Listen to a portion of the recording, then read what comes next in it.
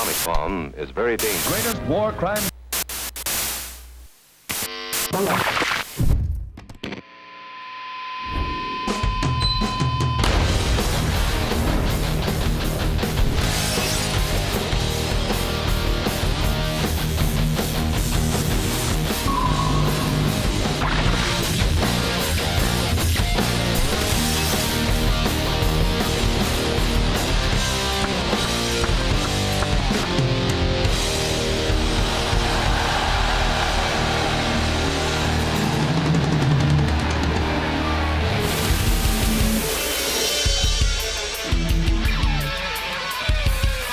Hello from Boston and the Reinventing Local TV News project here at Northeastern University.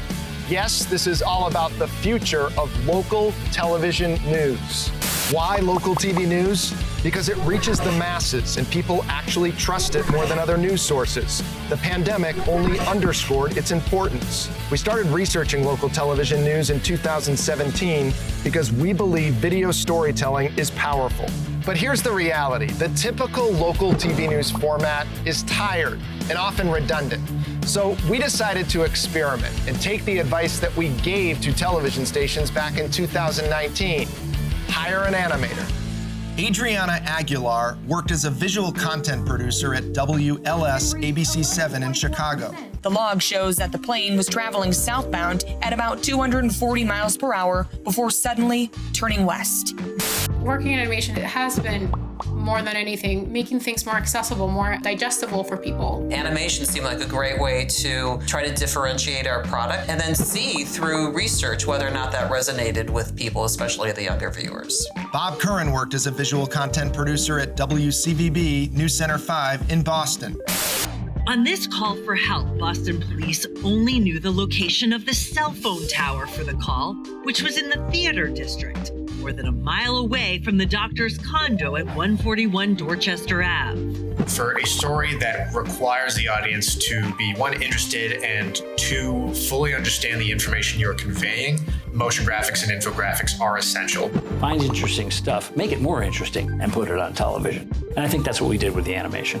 We'll get to the findings of our experiment in a moment, but first a reminder about what local television news is up against when it comes to younger viewers. I've never actually physically sat in front of a TV and watched the local TV news. These are super smart, civically engaged college students studying journalism and experimental video storytelling at Northeastern. Because I don't have a TV and it's just such a huge hassle. But they are active news consumers. It tends to be phones, sometimes laptops, sometimes I will flip to YouTube on a smart TV and do it that way. We want to just see whatever we want to see at that moment we want to see it. Animation could help stations attract younger audiences to their digital platforms. Seth Geiger is president of Smith Geiger, which helped lead our survey. It's less of a static linear execution and more of a visually commanding execution. That's really consistent with the way younger demographics have adopted and gravitated to their broader news and information. We tested animated versions of stories from each station against conventional versions of the same story without animation. A cluster of 16 COVID-19 infections resulting in 3 deaths. It started with a funeral. One infected person eating with a family for several hours the night before, then hugging family members of the deceased the day of the funeral, 4 of whom became infected with COVID-19. More than a week later, one of the 4 infected was hospitalized and later died. A cluster of 16 COVID-19 infections resulting in 3 deaths. It started with a funeral. One infected person eating with a family for several hours the night before, then hugging family members of the deceased the day of the funeral, 4 of whom became infected with COVID-19. More than a week later, one of the 4 infected was hospitalized and later died. They're elected by the citizens and are supposed to represent all of us.